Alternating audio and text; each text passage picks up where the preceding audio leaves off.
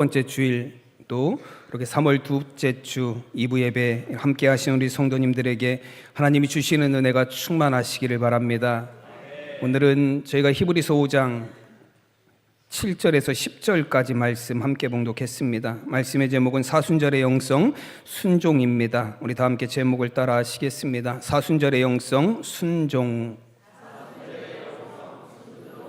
아멘.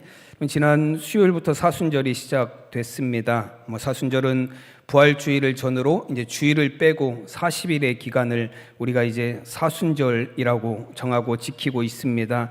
우리가 매일매일의 우리의 삶이 하나님의 자녀로 또 구원받은 하나님의 백성으로 거룩하고 경건하게 살려고 노력합니다. 그러나 그럼에도 특별히 사순절이라는 기간은 우리가 더욱 경건을 생각하고 또 거룩함을 생각하며 지내는 절기이기도 합니다. 왜냐하면 이 사순절에 예수님이 고난을 당하시고 십자가에 죽으시고 또 부활하시고, 여러분 이 사순절은 기독교인들에게 있어서 정말로 중요한 절기이기 때문에 그렇습니다. 다시 한번 십자가를 기억하고 주님의 부활의 승리를 묵상하는 귀한 절기가 될 수 있기를 간절히 축원합니다. 그래서 우리가 사순절에는 평소에는 잘 하지 않는 것들을 많이 해요. 저희가 교회에서도 하고 있죠? 성경 필사 이제 마가복음 시작했습니다.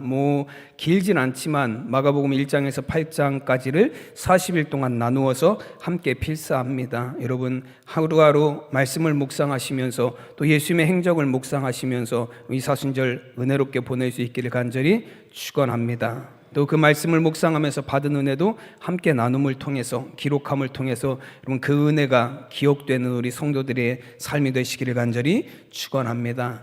또 여러분 사순절이 되면 저희가 한 끼 금식도 합니다. 주님의 고난에 동참해 보자라는 거예요. 그리고 한 끼 금식을 통해서 이제 나오는 헌금을 통해서 우리가 어려운 이웃들을 함께 돕기도 합니다. 그래서 주님의 사랑을 내가 너희를 사랑한 것 같이 너희도 사랑하라 말씀하신 그 말씀을 그 세 계명으로 우리가 실천하는 삶을 살기도 합니다. 여러분 특별히 사순절기는 이렇게 여러 가지 우리가 성경 필사라든지 금식이라든지 여러 가지 경건을 위한 일들을 하는 것뿐만 아니라 특별히 우리가 예수님을 섬기고 예수님을 믿고 예수님을 따르는 자들로서 예수님의 십자가를 통해서 예수님을 따르는 자들, 믿는 자들이 갖춰야 될 영성을 배우는 시기이기도 합니다. 여러분 그래서 오늘은 예수님을 통해서 우리가 여러분 그 사순절을 통해서 순종이라는 그 예수님의 영성을 함께 나누는 또 배우는 시간이 되도록 하겠습니다. 여러분 예수님의 십자가를 표현할 때 가장 적절한 단어는 순종의 십자가예요.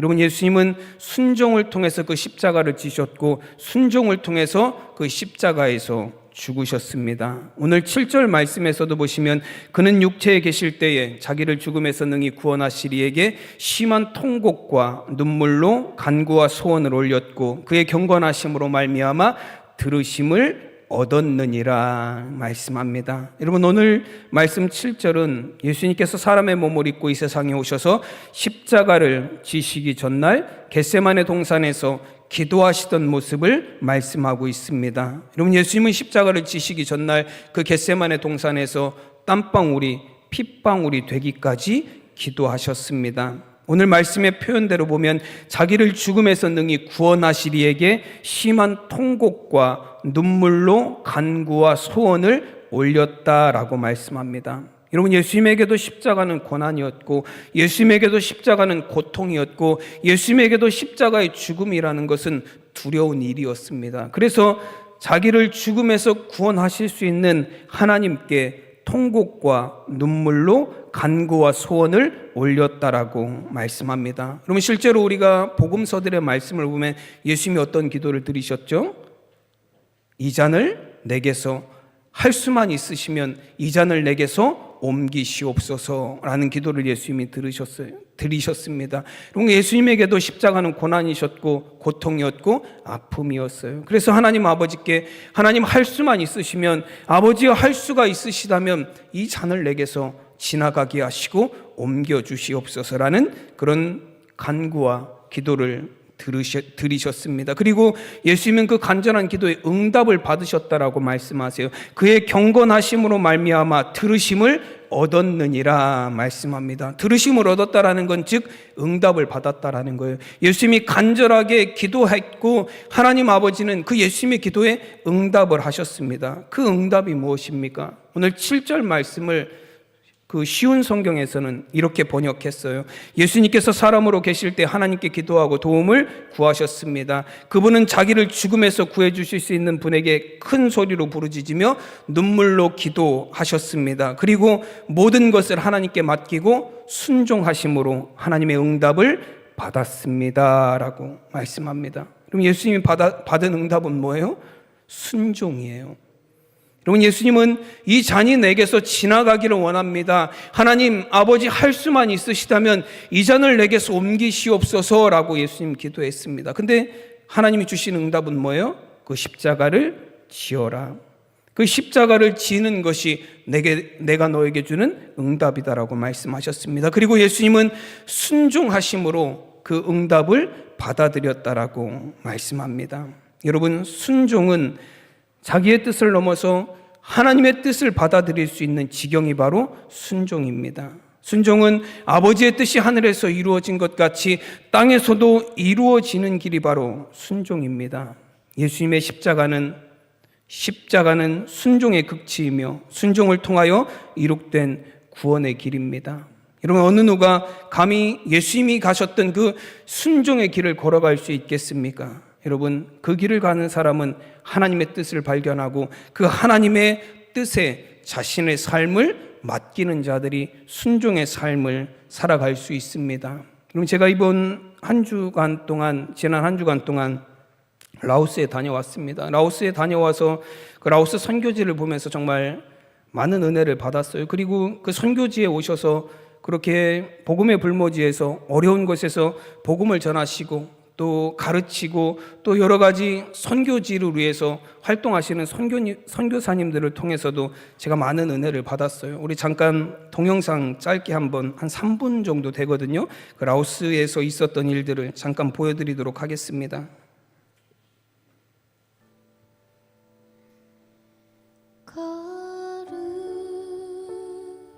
거룩하신 하나님 주께 감사드리세. 날 위해 이 땅에 오신 독생자 예수, 나의 맘과 뜻 다해 주를 사랑합니다. 날 위해 이 땅에 오신 독생자 예수, 내가 약할 때 강함 주고 가난할 때 우리를 부욕해 하신 나의 주, 감사. 내가 약할 때 강함 주고 가난할 때 우리를 부욕해 하신 나의 주, 감사.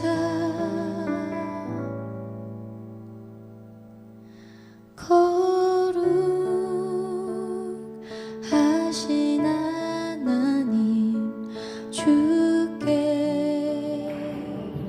감사드립니다.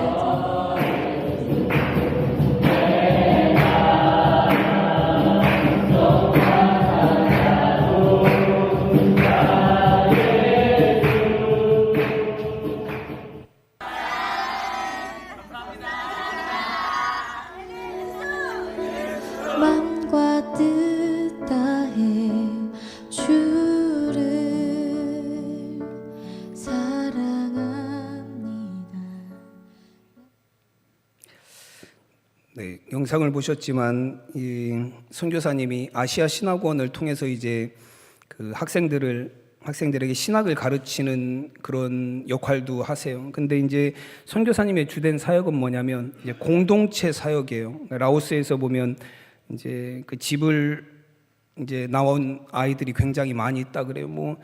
그냥 우리가 생각하는 가출이 아니라 어쩔 수 없이 나오게 되는 아이들이 굉장히 많이 있습니다. 저 중에 어떤 아이는 이제 부모님이 그 가정 생활이 너무 어려우니까 아이를 이제 팔려고, 딸아이인데 그 딸아이를 이제 팔려고 이제 하는 와중에 도망 나온 아이들도 있고 정말 어려운 상황에서 나온 아이들이에요. 그래서 저희 중고등학생들, 대학생들 해가지고 한 40여 명이 이제 선교사님 공동체 안에서 사는 거예요. 그런 아이들을 이제 선교사님은 키우고 또 학교도 가르치고 또 신학도 교육하고, 그래서 아이들이 학교도 가고 대학교도 가고 대학생이 되기도 하고, 그렇게 또 자란 아이들에게 직업 교육도 하고, 그래서 세상으로 보내서 그 아이들이 그 라오스 지역에서 그리스도인으로서 빛과 소금의 사명을 감당하게 하는 그런 사역을 하고 있습니다. 17년 동안 그런 사역을 하고 계시대요. 그래서 이미 성장해서 나간 아이들도 있고 또 새로 받아들이는 아이들도 있고, 이번에도 6월 달까지 또 그 아이들을, 또 새로운 아이들을 받는 그런 일들을 하고 계신다 그래요. 그래서 한 40여 명이 같이 살다 보니까 먹는 것도, 입는 것도, 그리고 생활하는 것도, 그리고 그 아이들 이제 거기는 교통수단이 없으니까 아이들을 이제 교회에서 보니까 트럭 한 대를 사서, 그 우리나라가 예전 어려울 때 트럭 뒤에 막 아이들, 사람들 타고 다녔던 것처럼 거기 아이들이 다 올라타서 학교를, 그 등하교를 아이들이 해요. 왔다 갔다 중고등학교를 하는 걸 봤습니다. 또 먹는 것도 쉽지 않으니까 그 앞에 밭에다가 오리도 키우고 닭도 키우고 염소도 키우고 그 반 옆에다가 파파야도 심어놓고 여러 가지 야채들도 심어놓고, 심지어는 그 안에 양어장도 있어요. 물고기도 키운대요. 한 200마리 키웠는데 작년에 한 끼로 100마리를 잡아먹었대요. 그래서 그 안에 이제 100마리가 남아 있다고 그러더라고요. 근데 그 아이들을 먹이고 재우고 학교 보내고 하는 것들이 굉장히 쉬운 일은 아니에요. 들어가는 돈이 정말 엄청나게 들어가는 그런 상황이에요. 그리고 돈만 들어가는 게 아니라 어려워요. 17년 사역을 하면서 아이들이 중간에 열심히 아이들에게 정성을 들였는데 그냥 나가버리는 아이들도 있고, 또 강도도 2번이나 들었었대요. 왜냐하면 선교사님들이 나가서 어려운 것 중에 하나가 선교사님들이 이제 돈이 있다라고 여기는 거예요. 강도도 집안에 2번이나 들어서 그 큰 정글칼을 들고 강도들이 온 그 선교센터의 문을 다 부수고 다 들어온 거예요. 그때 마침 선교사님이 집에 없으셨대요. 사모님하고 아이들이 있을 때 들어와서 다 부수고 1층에 있는 모든 집기를 다 쓸어 가셨대요. 그 후유증으로 사모님이 한 달 동안 1층에 내려오질 못하셨대요. 정말로 수많은 어려움들이 있어요. 근데 제가 그런 선교 얘기를 듣고 또 그 아이들, 대학생들, 중고등학생들, 그 아이들을 보면서, 아이들 피자 먹는 거 보셨죠? 네. 그 피자를 이제 제가 같이 간 목사님하고 이제 조금 나눠서 피자도 사고 이제 삼겹살도 사주고 애들 이제, 그리고 수업할 때마다 간식도 사주고 했어요. 근데 그 피자 아이들 한 번 사주는 게 그 라오스 사람 한 달 월급이에요.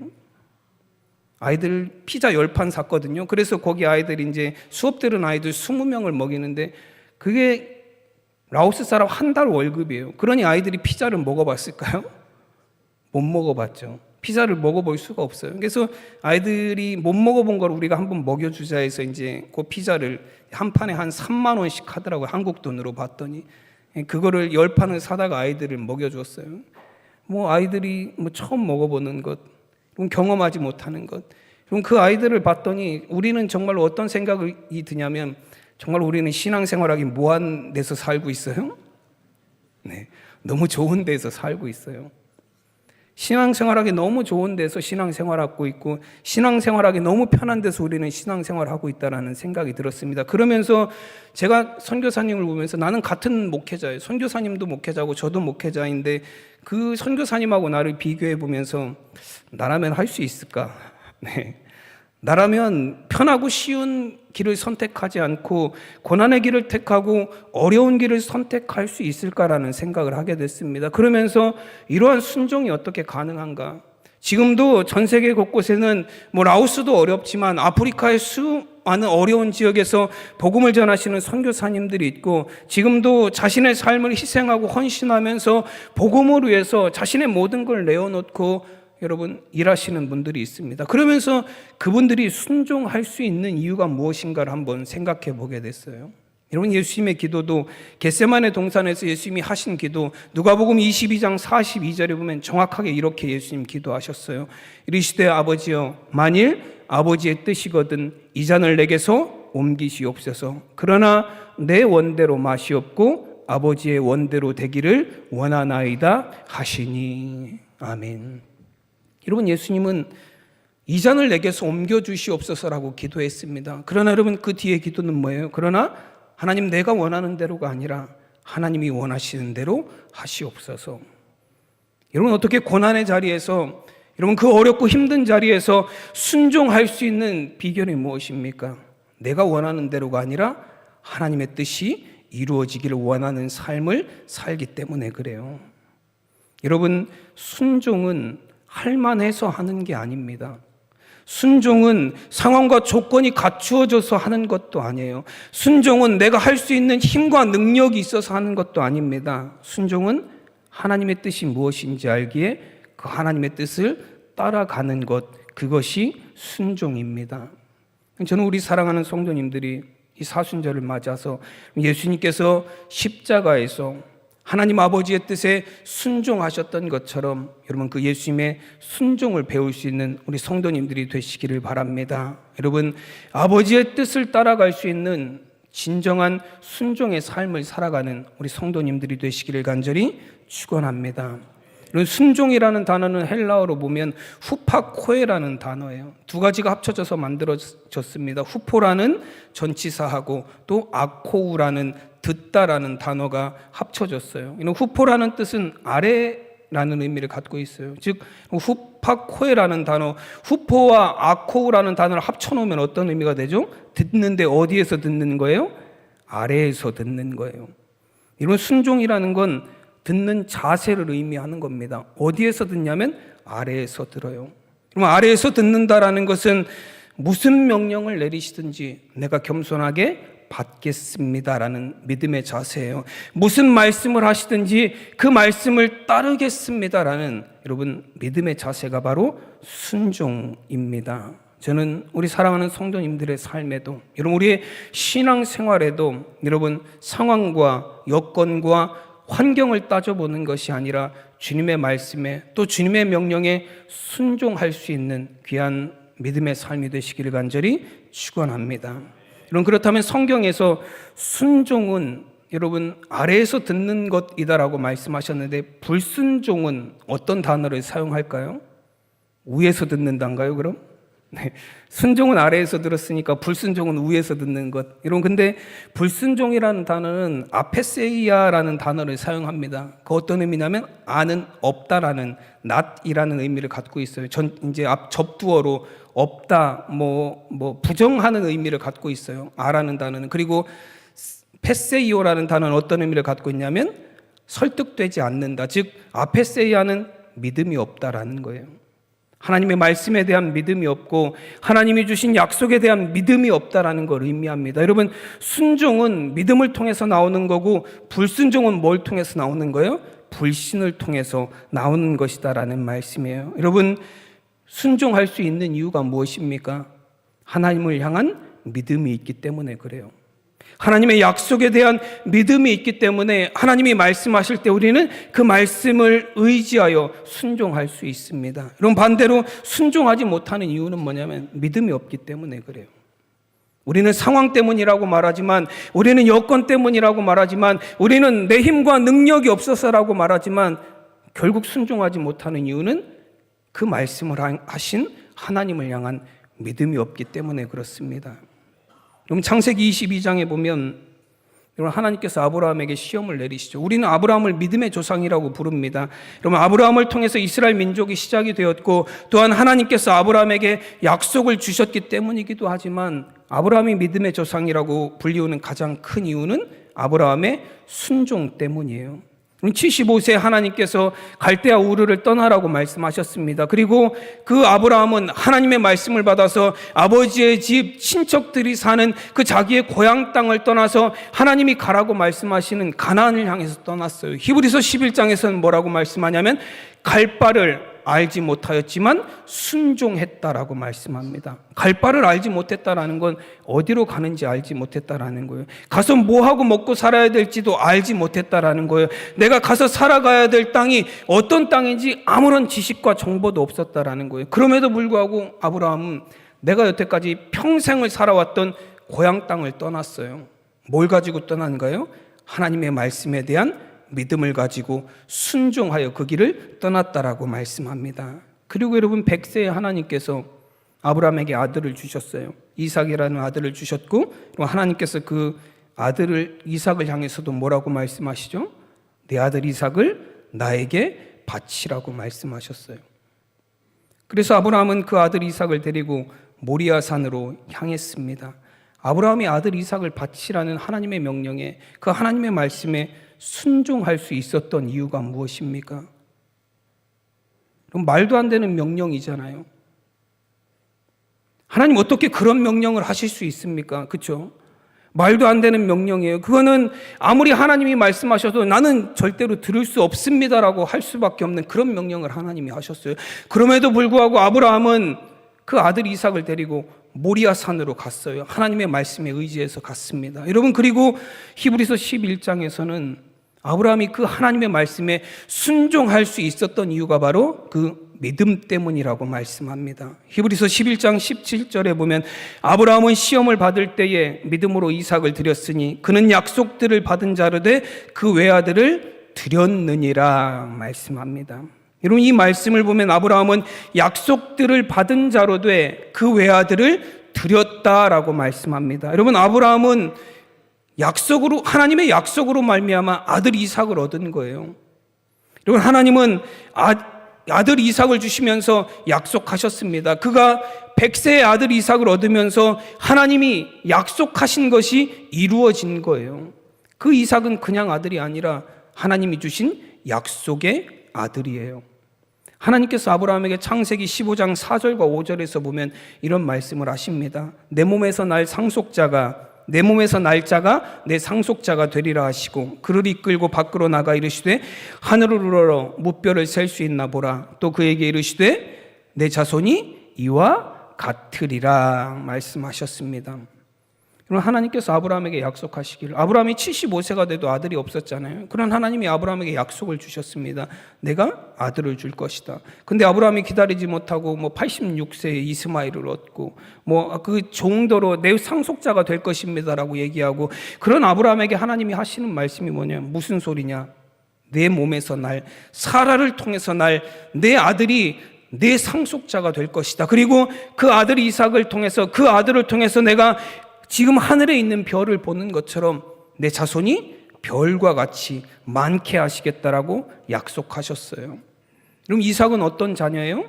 하나님의 약속의 자녀예요. 그 이삭을 통해서 정말 아브라함의 후손이 하늘의 별과 같이 많아지게 하신다라고 약속을 주신 약속의 자녀입니다. 여러분, 하나님 약속하시고 자녀를 많이 주신 것도 아니에요. 이삭 하나 주시고 그 하나 이삭마저도 하나님 뭐라고 말씀하세요? 다시 나에게 바쳐라 말씀하세요. 만약에 우리가 아브라함이었다면, 여러분이 아브라함이었다면, 제가 아브라함이었다면 하나님께 뭐라고 말할 것 같으세요? 하나님, 찰떡같이 약속하시더니 콩떡같이 어기시렵니까? 하나님, 하늘의 별과 같이 땅의 모래와 같이 내 자손을 통해서, 내 몸에서 날 내 아들을 통해서 하나님 그 약속 이루신다라고 하나님 말씀하지 않으셨습니까? 근데 겨우 하나 준 아들 그 이삭 다시 달라고 하시면 하나님 그 약속은 어떻게 되는 겁니까? 하나님 그 약속을 이렇게 매몰차게 하나님 망가뜨려도 깨셔도 되는 겁니까? 이럴 거면 약속은 왜 하셨고 아들은 뭐하러 주셨습니까? 이런 원망이 마구마구 나올 것 같지 않으세요? 근데 여러분, 아브라함은 자신의 아들 이삭을 하나님을 향해서 어떤 원망도 하지 않고 아들 이삭을 데리고 모리아 산으로 가서 제물로 드리려고 제단을 쌓아놓고 거기에 나무를 버려놓고 거기에 이삭을 올려놓고 칼로 이삭을 치려고 했어요. 하나님 앞에 자신의 아들을 정말로 제물로 드리려고 했습니다. 어떻게 그럴 수 있죠? 여러분, 히브리서 11장에서는 아브라함은 하나님을 향한 믿음을 가졌다라고 말합니다. 어떤 믿음이냐면 히브리서 11장 19절에 보면 이렇게 말씀하세요. 그가 하나님이 능히 이삭을 죽은 자 가운데서 다시 살리실 줄로 생각한지라. 비유컨대 그를 죽은 자 가운데서 도로 받은 것이니라. 아멘. 그럼 아브라함에게는 어떤 믿음이 있었어요? 아브라함에게는 어떤 믿음이 있었어요? 내 아들 이삭이 죽어도, 내 아들 이삭이 죽어도, 내 아들 이삭이 사라져도 하나님은 그를 다시 살리실 수 있는 분이라는 믿음이 있었다라는 거예요. 죽은 것 같은 내 몸에서도, 내가 이제 100세나 다 돼서 죽은 것 같은 내 몸에서도 이미 살아도 여자로서 기능을 할 수 없는 그러한 할머니 같은 경수가 끊어진 여인인데, 그런 우리를 통해서도 아들 이삭을 주신 하나님께서 내 아들 이삭이 죽는다고 그 아들을 다시 살리시지 못하겠느냐라는 거예요. 내 아들 이삭이 죽을지라도 하나님은 반드시 그를 다시 살리실 것이다라는 믿음이 있었다라는 거예요. 그럼 아브라함의 순종은 뭘 통해서 이루어질 수 있는 거예요? 하나님을 향한 믿음이에요. 여러분, 그 믿음 없이 아들 이삭을 바친다고 하면 아브라함은 어떤 사람이에요? 제정신이 아닌 사람이죠. 아브라함이 그 아들 이삭을 하나님이 말씀하신 대로, 하나님이 약속하셨음에도 불구하고 그 약속이 깨어지는 상황임에도 불구하고 그 아들 이삭을 하나님 앞에 드릴 수 있었던 것은 아브라함은 철저하게 하나님을 향한 믿음을 가진 사람이었기 때문에 그렇습니다.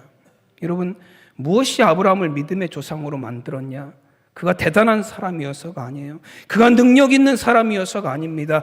어떤 상황에서도 하나님을 향한 믿음을 잃어버리지 않는 순종이 있는 사람이었기 때문에 그가 믿음의 조상으로 불리움을 받을 수 있었습니다. 여러분, 순종은 곧 믿음입니다. 우리 사랑하는 성도님들의 삶을 통해서도 여러분 정말로 참된 믿음, 그리고 그 믿음을 통한 참된 순종이 있으시기를 간절히 축원합니다. 예전에 멕시코에 복음이 전해질 때 보면 거기 인디언 부족들이 살고 있었대요. 근데 인디언 부족들도 마찬가지로 이제 그 성경을 또 하나님의 복음을 전할 때 언어들이 좀 소통이 되지 않는 면이 있어요. 저도 아까 라오스에서 이제 아이들에게 사도행전을 이렇게 가르쳤거든요. 근데 옆에 보면 선교사님이 앉아 계시잖아요. 제가 한국말로 하면 선교사님이 통역을 하시는 거예요. 그래서 선교사님이 통역을 하시면서 아이들에게 이제 계속해서 사도행전을 가르쳤는데요. 어떤 구절 같은 경우는 제가 물어봐요. 선교사님, 이거는 라오스 말로 뭐라고 돼 있어요? 하면 제가 가진 성경하고 전혀 다르게 번역이 돼 있는 경우도 있어요. 왜냐하면 라오스 말로는 우리나라 말 그런 말들이 없대요. 그래서 다르게 번역해야 되는 경우들도 있습니다. 마찬가지로 이 인디언 선교하시는 분들도 이 인디언 말로 이제 복음을 전할 때 그런 말이 있대요. 인디언들 말에는 믿음과 순종이라는 단어가 없대요. 그 믿음과 순종이라는 단어가 하나로 합쳐져 있대요. 의미 자체가 하나로 합쳐져 있대요. 그래서 선교사님들이 가셔서 믿음을 가르치고 순종을 가르치면 이 사람들은 이해를 하지 못한대요. 그래서 처음에는 선교사님들이 미개한 사람들이라서 이게 단어가 몇 개 안 돼서 이런가 보다라고 생각을 했더니 나중에 그 인디안 추정이 이렇게 얘기하더래요. 도대체 선교사님이 말하는 믿음과 순종을 다르게 가르치시는데 다른 점이 도대체 뭡니까? 믿으면 순종하는 거 아닌가요? 순종한다는 것은 믿는다는 게 아닌가요? 어떻게 믿으면서 순종하지 않을 수 있고 어떻게 순종하지 않으면서도 믿는다고 말할 수 있습니까? 우리는 도대체 그게 이해가 안 된다라고 이야기하는 거예요. 여러분, 실제로 그렇지 않나요? 믿으면 순종하게 되어 있어요. 여러분, 순종을 통해서 믿음이 증명되는 것입니다.